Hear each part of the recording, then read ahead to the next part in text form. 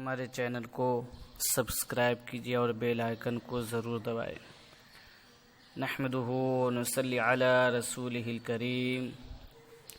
الصلاۃ والسلام علیک یا رسول اللہ، الصلاۃ والسلام علیک یا حبیب اللہ، وعلی آلک واصحابک یا رسول اللہ صلی اللہ تعالی علیہ وسلم۔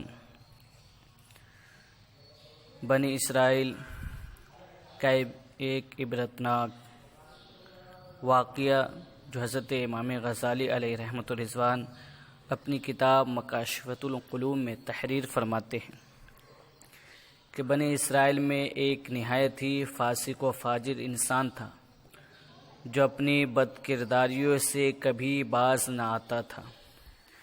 اہل شہر جب اس کی بدکاریوں سے عاجز آ گئے تو اللہ تعالیٰ سے اس کے شر سے محفوظ رہنے کی دعا مانگنے لگے۔ اللہ تعالیٰ نے حضرت موسیٰ علیہ السلام کی طرف وحی کی کہ بنی اسرائیل کے فلاں شہر میں ایک بدکار جوان رہتا ہے، اسے شہر سے نکال دیجیے تاکہ اس کی بدکاریوں کی وجہ سے سارے شہر پر آگ نہ برسے۔ حضرت موسیٰ علیہ السلام وہاں تشریف لے گئے اور اسے اس کی بستی سے نکال دیا، پر فرمان الہی ہوا کہ اسے اس بستی سے بھی نکال دیجیے۔ جب حضرت موسیٰ علیہ السلام نے اس کو اس بستی سے بھی نکال دیا تو اس نے ایک ایسے غار پر ٹھکانہ بنایا جہاں نہ کوئی انسان تھا اور نہ ہی کسی چرند پرند کا گزر تھا۔ قرب و جوار میں نہ کہیں آبادی تھی اور نہ دور دور تک سبزے کا کوئی پتہ تھا۔ اس غار میں آ کر وہ جوان بیمار ہو گیا۔ اس کی تیمارداری کے لیے کوئی شخص بھی اس کے آس پاس موجود نہ تھا جو اس کی خدمت کرتا۔ وہ ضعف و ناتوانی سے زمین پر گرا اور کہنے لگا، کاش اس وقت اگر میری ماں میرے پاس موجود ہوتی تو مجھ پر شفقت کرتی اور میرے اس بے کسی اور بے پرسی پر روتی۔ اگر میرا باپ ہوتا تو میری نگہبانی نگہداشت اور مدد کرتا۔ اگر میری بیوی ہوتی تو میری جدائی پر روتی۔ اگر میرے بچے اس وقت موجود ہوتے تو کہتے، اے ہمارے رب، عاجز، گناہگار، بدکار اور مسافر باپ کو بخش دیں جسے پہلے تو شہر بدر کیا گیا اور پھر دوسری بستی سے بھی نکال دیا گیا۔ عرب و غار میں بھی ہر ایک چیز سے نا امید ہو کر دنیا سے آخرت کی طرف چلا ہے اور وہ میرے جنازے کے پیچھے روتے ہوئے چلتے۔ پھر وہ نوجوان کہنے لگا، اے اللہ، تو نے مجھے والدین اور بیوی بچوں سے تو دور کیا مگر اپنے فضل و کرم سے دور نہ کرنا۔ تو نے میرا دل عزیزوں کی جدائی میں جلایا ہے، اب میرے سر پاک کو میرے گناہوں کے سبب جہنم کی آگ میں نہ جلانا۔ اسی دم اللہ تعالیٰ نے ایک فرشتہ اس کے باپ کے ہم شکل بنا کر ایک حور کو اس کی ماں اور ایک حور کو اس کی بیوی کے ہم شکل بنا کر اور غلمان جنت کو اس کے بچوں کے روپ میں بھیج دیا۔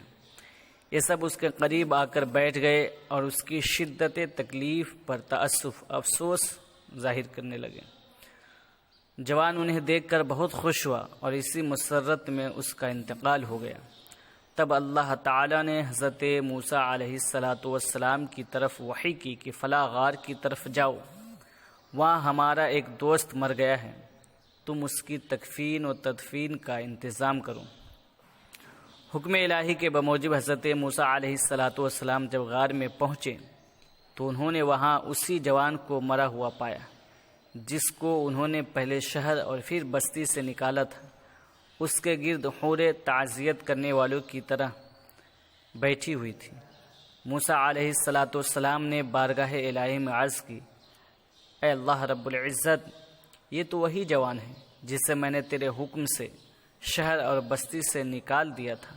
رب العزت نے فرمایا، موسیٰ، میں نے اس کے بہت زیادہ رونے اور عزیزوں کے فراق میں تڑپنے کی وجہ سے اس پر رحم کیا اور فرشتے کو اس کے باپ کی اور حور و غلماں کو اس کے ماں، بیوی، بچوں کے ہم شکل بنا کر بھیجا جو غربت میں اس کی تکلیفوں پر روتے ہیں۔ جب یہ مرا تو اس کی بیچارگی پر زمین و آسمان والے روئے، اور میں ارحم الراحمین پھر کیوں نہ اس کے گناہوں کو معاف کرتا۔ اس لیے مسلمانوں، انسان اگر صدق دل سے اپنی گناہوں کی معافی طلب کرتا ہے، چاہے وہ گناہ اس کے کتنے بھی بڑے ہوں، سمندر کے جھاگ کے برابر بھی ہو، تو اللہ رب العزت اس کی توبہ قبول فرماتا ہے اور اس کی مغفرت فرماتا ہے۔ تو اس پرفتن ماحول میں انسان، خاص کر کے مومنین مومنات، اپنے گناہوں سے معافی مانگے اور اللہ کی رضا کے لیے اپنے گناہوں کو ترک کر دے، اور جتنا ہو سکے اللہ کو راضی کرنے کی کوشش کرتے رہے۔ اللہ تعالی سے دعا ہے کہ ہم تمامی حضرات کہ اللہ تعالی مغفرت فرمائے۔ ہمارے